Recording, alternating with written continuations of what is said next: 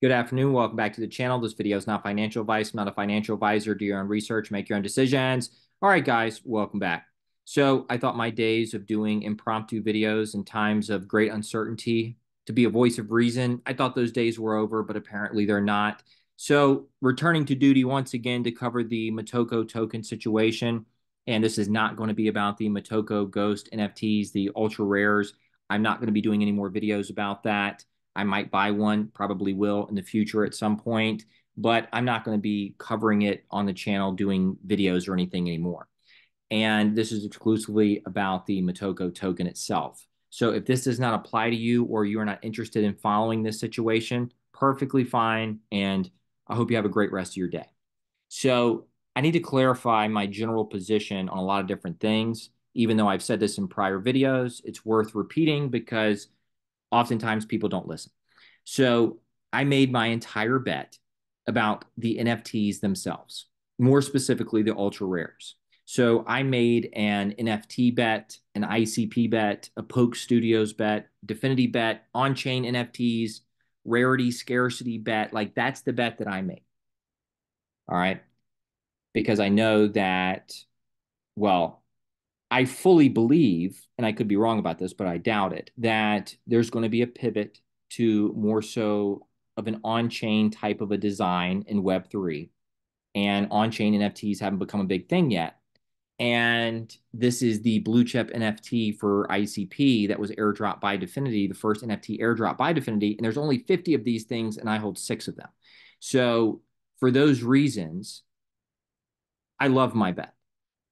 And yeah, and I think that my bet alone in a vacuum will be a profitable move for me. I could be wrong on that. I guess we'll see. It's a longer term bet. But I believe that in the future, the NFTs that I bought will be worth more than what I bought them for. Okay. Given that their bottom range was 300 to 700. And now I can take them off the market for the next 3 to 4 years and just wait it out. And that's what I plan on doing. Okay. Now, as an added benefit to holding the Motoko Ghost NFT, I was going to get a Motoko token. All right. But because there was so much uncertainty around that, and there wasn't much information outside of if you hold the NFT, you get airdropped a token, and it's going to be an open, community driven initiative. That's what I understood. Same thing most of y'all understood, right? Now, people can speculate. I can speculate on where this might go. People can talk about like an NFT marketplace or other things. But at the end of the day, all that we know for sure is Motoko token, airdrop to NFT holders, 10,000 supply, and it's going to be a open community driven thing. So when I hear that, when I hear this is going to be like an open community driven project and potential DAO, I set my expectations for that. I don't set my expectations for like if I were to be investing in Origin, right? Now, when it comes to any airdrops or new rollouts of new features and functionality, and this is a point that I've been very consistent with the entire channel. If you go back to the weeks leading up to the Bitcoin integration, I said numerous times, I was trying to tamper expectations. And I was saying, guys, we have to make sure that things work the way that they're supposed to. Like, this is how it's supposed to work. We need to actually see this be rolled out and used and kind of stress test. Maybe there's going to be issues in the first couple weeks.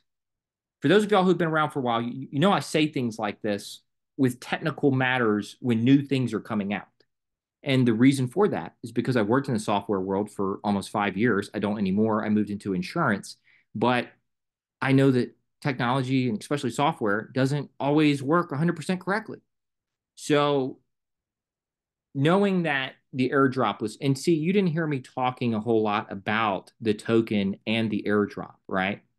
For the most part, 95, 98, 99% of the stuff that I was covering was the NFTs themselves. And I decided to just make the token all upside.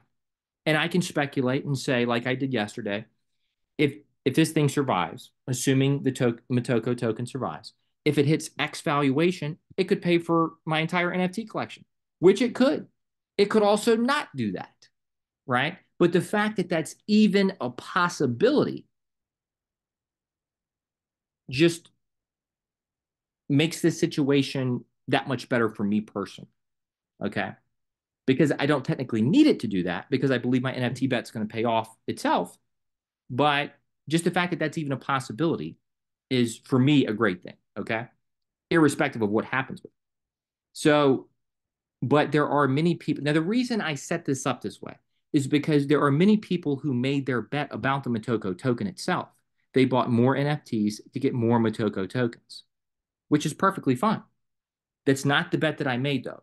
And so understand that we will probably see this different. If that's the bet that you made, I get your position. Just understand that I'm going to be taking a different position because I took a different bet. All right. Um, what you were looking at as the thing, I was writing off as, I hope this works out. I'm happy to lend a helping hand if I can, but I can't count on this because I don't know enough. All right. So the next part is probably the most important part of the video, and that's expectations. Would it have been nice if the airdrop would have worked 100% correctly? Yep. It would always be nice for stuff like that to work 100% correctly. But given that I knew that there was no real team, it was pretty much just going to be accumulating ICP and Sonic. So there's no, again, it's not like Origin or Open Chat or something like that. That this is really just an open community thing. Given that information, right, I set my expectations for that.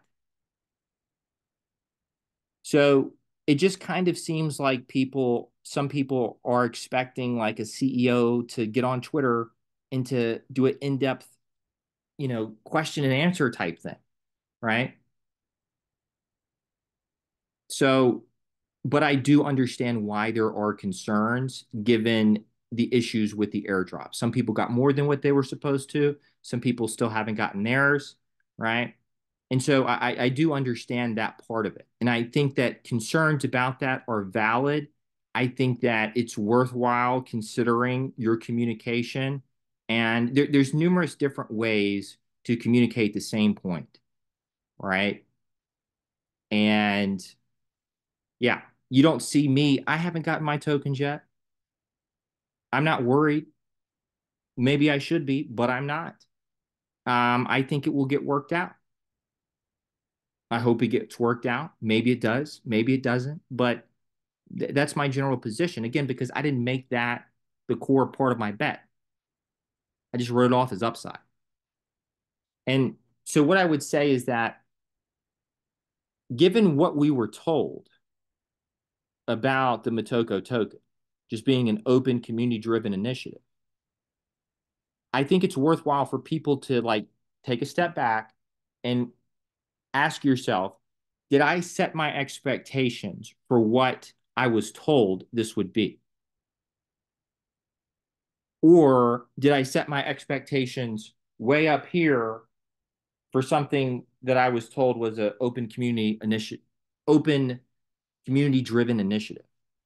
And another thing too, guys, it's been 24 hours. Now, I know that there are differences with the Motoko token and SNS1. I'm well aware, okay? There's always going to be differences. There's never going to be two identical situations with two different projects. There's always going to be differences. And I'll even say there's a decent amount of differences. But the similarities, just this is all I'm saying. So there's 10,000 tokens on each example, roughly, right? And both of them were initially more so a blank slate where it could go in different directions depending on the community, right? That's all I'm saying. All right. I'm not saying they're the exact same or anything like that. All right. But I will also say that, and anybody who, like, this is a real thing that happened. So during the SNS1 launch, there were apparently some bots. Some people didn't get an SNS one. Some people who wanted one didn't get one. There was a lot of people claiming that it was unfair. A number of people claiming that it was a failed launch. I remember this well. Okay. So again, I'm not saying this is the same thing. It's been 24 hours and there's no team. This is supposed to be an open community driven thing. It's been 24 hours. So yeah, there's no, it's important that you understand my position on this part too. For something that I get for free, the Motoko token, whenever I get to claim mine, I would ride that to zero before I sold. So just know that. Okay. I would 100% ride that to zero before I sold. Somebody said, why? That's crazy. Because I didn't invest anything in the Motoko token. I bought my ultra rare NFTs, which I'm going to hold for years. I didn't invest anything in the Motoko token. It was just given as a free airdrop for the NFT holders. So I would 100% ride it to zero before I ever thought about selling. The risk reward, because I didn't invest anything in the Motoko token, the risk reward does not make sense for me to sell. All right. Now, somebody else might have the exact opposite viewpoint. And so just know that's mine. All right. And again, it's just because it was a free airdrop. Um, I would, my general position right now is that for step one, for the first thing, just get the token allocation squared away, right? There's a starting point, token allocation squared away. And then once that's squared away, then, other conversations can happen. But there's something else too. So accumulating ICP posted the thing last night, just saying we're going to try to do a Twitter Spaces sometime soon, and tagged me in there that I was going to be on the Twitter Spaces or helping out with the Twitter Spaces, which is true. He reached out, he asked me, I said I'm more than happy to help, and let me know. Right now, I've had maybe 4 back and forths in DMs with accumulating ICP. And the initial one where I just apologized for a post 6, 8, 12 months ago, something like that. And that was just a thing between like me and him as far as all of that. And then we talked a little bit about the rarity features with the ultra rares and the different like accessories and everything. And then I had a couple questions about the airdrop. That's the extent that we've talked. All right. But I did say during these brief back and forths via DM, I'm happy to help out. Let me know if I can do anything. And I am happy to help out because if this is going to be an open community driven initiative, I'm more than happy to help, especially considering I've made a giant bet on the Motoko Ghost NFTs. Yes, the token is different, same brand, right? But because I made the bet on NFTs, we're going to have the Motoko tokens. And so I'm happy to help. But I'm getting a lot of DMs. I'm getting a lot of questions about different things. And I don't have any more information than you guys have. All right. For all I know, some of you might have more information than I have. What I know is whatever's been shared on Twitter. Okay. So, yeah. I can speculate on where this is going. You can speculate on where this is going, all these other things. But as of right now, 10,000 total tokens, community driven initiative. All right. And so I'm more than happy to help out. But I don't want, see, this is kind of like I was just mentioning that I don't like the influence that I have in the ICP space, and I don't. And I do want it to go down, and I do want to like limit. I don't like that my anything that I say might be viewed it throughout this whole thing. I just want whatever I say to just matter the same as anybody else. Okay. I don't like that certain things that I say or do might be viewed differently than somebody who doesn't really have a platform. I just don't like that. And so, yeah, I just want to make that point. And honestly, I would prefer to hear other people's feedback. I'm kind of tired of hearing myself talk, honestly. And but I'm more than happy to help out in any way I can. All right. So if the Motoko token goes on to become something, if this turns into something, will it be a profitable thing for me? Yes, it will be. Okay. So in many ways, I do kind of have skin in the game here, even though I didn't directly invest in the Motoko token. Um, I did actually. I did. I bought two last night, but outside of the $1,000 that I spent or whatever it was, I haven't directly invested in the Motoko token. I bought NFTs, but it's the connection there. I want to see this succeed, and I'm happy to help. Okay, so I just want to make that point, but I don't have the answers to your questions. All right, I was probably asked if I have to guess, um, because one, I just bought tons of Motoko Ghost NFTs. Um, and because I have a platform, that's probably why I was asked. But I don't know anything more than what y'all know. Okay. So, yeah, that's it. I just had to clarify a bunch of different things. Okay. I was getting a lot of DMs with a lot of different things being said in the DMs. You make the investment decisions that make sense for you. All right. If Motoko doesn't make sense for you, that's fine. Perfectly fine. There's plenty of other options, right?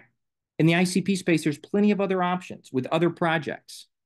But at some point, right, like if this is not for you and or you got your Motoko tokens, you sold them, you're done, and or you just never wanted to get involved to begin with, that's fine.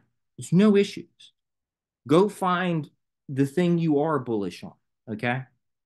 Just do an about face and go back into the ICP ecosystem and go find something that you are bullish on, even if that's just ICP.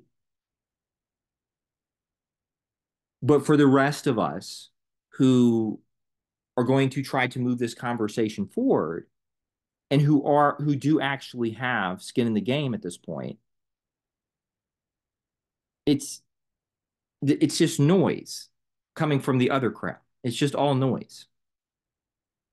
And I've never done that in 3 years. I even stopped myself about a month ago or a few weeks ago. I have no idea. Time blurs together when I was going to cover the situation with the DAO, right? And I have that video done for those of you. I don't mean to go off topic. I'm going to shut up here in a second. But for those of y'all, when I was talking about the DAO a few weeks ago, and I said, I'm not going to go into this publicly because it's a personal thing for me. However, I will work with some of y'all privately. I have my initial video done. So if you do, it's it'll be on private. So just DM me on Twitter about this, okay? Because I would need your email address to give you access to the video. So separate thing. But the point that I'm making here is that I stopped myself from going any further when there were a lot of questions that need to be answered about a certain project, right? Because I'm not going to just openly fudge something that I'm not invested in. I've never done that, man, in 3 years. I look at something, I don't want to invest, I go straight somewhere else. And so I hope, I hope we don't have a lot of that because it's just noise. It really is. It's just whiny, bitchy, Karen type behavior. If it's not for you, that's fine. Best of luck. Go find the thing you are bullish on. Once you decide it's not for you, it's like move on. Okay? Move on. You staying around just to project. Why? I just don't know why. I just can't see any situation where I would do that. So I don't know. Um, That's it, guys. That's all I have. I just wanted to clarify some things. Sorry, I know this was probably rambling and I was all over the place, but um, I just wanted to clarify some things. Let me know if you have any thoughts, comments, whatever. If you want to DM me on Twitter about whatever, my DMs are open. Okay. That's all I got. Not financial advice. Take care. Have a good day. I'll see you in the next video.